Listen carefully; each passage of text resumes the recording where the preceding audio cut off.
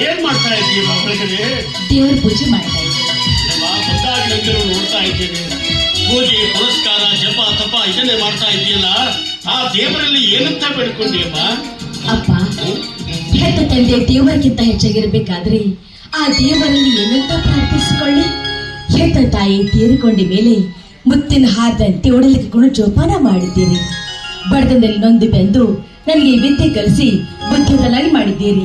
ಈಗ ನಿಮ್ಮ ಮಾತಿನ ಮಗಳಾಗಿ ನಿಮ್ಮ ಮುಂದೆ ನಿಂತಿದ್ದೀನಿ ಅಪ್ಪಾಜಿ. ನಿನ್ನನ್ನು ಇಷ್ಟೊಂದು ಮುದ್ದಾಗಿ ಬೆಳೆಸಬೇಕಾದ್ರೆ ಅದಕ್ಕೂ ಒಂದು ಕಾರಣ ಇದೆಯಮ್ಮ. ನಿನ್ನ ತಾಯಿ ನಿನ್ನನ್ನು ಹಡೆದು ಸತ್ತು ಹೋದಳು. ಸಾಯುವ ಮುನ್ನ ನನ್ನಿಂದ ವಚನ ತೆಗೆದುಕೊಂಡಿದ್ದಳು.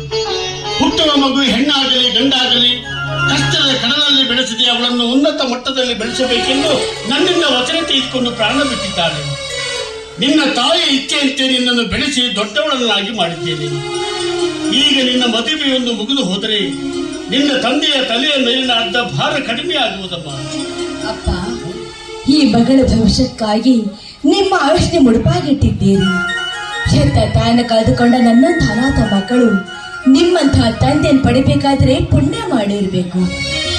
ನಿಮ್ಮ ಪ್ರಾಣಕ್ಕಿಂತ ಹೆಚ್ಚಾಗಿ ನನ್ನನ್ನು ಪ್ರೀತಿಸಿ ಪವಿತ್ರವಾದ ಮಂಗಲಸೂತ್ರ ದಕ್ಕಿಸಿಕೊಳ್ಳೋದಕ್ಕೆ ಮುಂದಾಗಿದ್ದೀರಿ.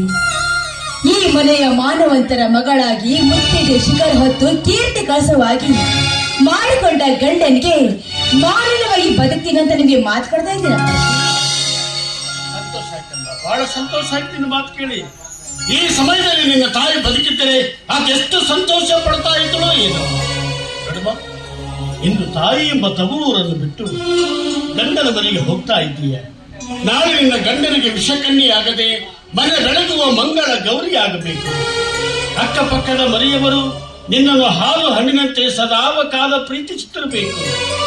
ಹುಟ್ಟಿದ ಮನೆಗೂ ಕೊಟ್ಟ ಮನೆಗೂ ಕೀರ್ತಿ ತರುವ ನಾರಿ ರತ್ನ ನೀನಾಗಬೇಕೆಂದು ನಿನಗೆ ಕೈ ಮುಗಿದು ಬೇಡಿಕೆ.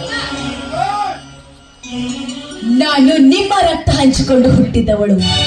ನಿಮ್ಮ ಇಚ್ಛೆಯಂತೆ ಸ್ವಚ್ಛಂದವಾಗಿ ಬದುಕಿ ನಡೆಸಿ ಬಾಯಲ್ಲಿ ಎಷ್ಟೇ ಕಷ್ಟ ಬಂದರೂ ಅದನ್ನ ಹೊಟ್ಟೆಯಲ್ಲಿ ಬಚ್ಚಿಟ್ಕೊಂಡು ಸೇರಿಸಿಕೊಳ್ಳುವ ಶಕ್ತಿ ನನ್ನಲ್ಲಿದೆ.